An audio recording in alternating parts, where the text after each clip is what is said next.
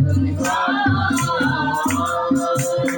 একটি নতুন ঘর তোমরা বাঁচতে চলেছ একটি নতুন জীবন যাপন করবে বলেছ একটি নতুন জীবন যাপন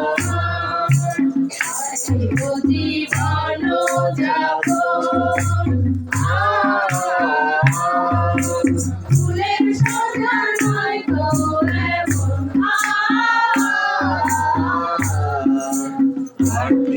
জীবন যাপন ফুলের সোজা নয় তো এমন বাইবেলের বিধান শিক্ষা করেছ বাইবেলের বিধান শিক্ষা করেছ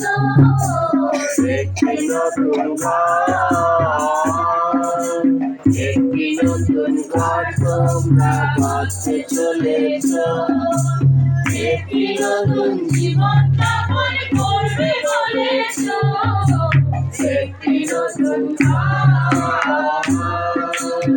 একটি নতুন একটি নতুন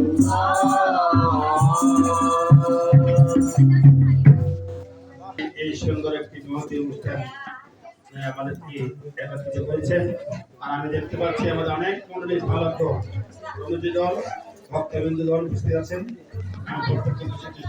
বিশেষ সুযোগ আমাকে এবং আমাদের মতো অনেককে দিয়েছেন যারা আমাদের বিবাহের পর অজয় দাস এবং গণেশ এখন একটু করে স্বামী স্ত্রী হতে পারে।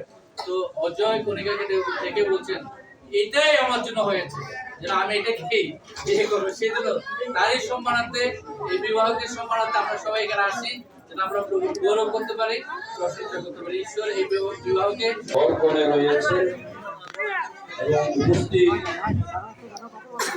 রামগঞ্জ বেদপুর চার্চের সদস্যবৃন্দ এবং শুভ আমাদের জন্য রেখেছেন।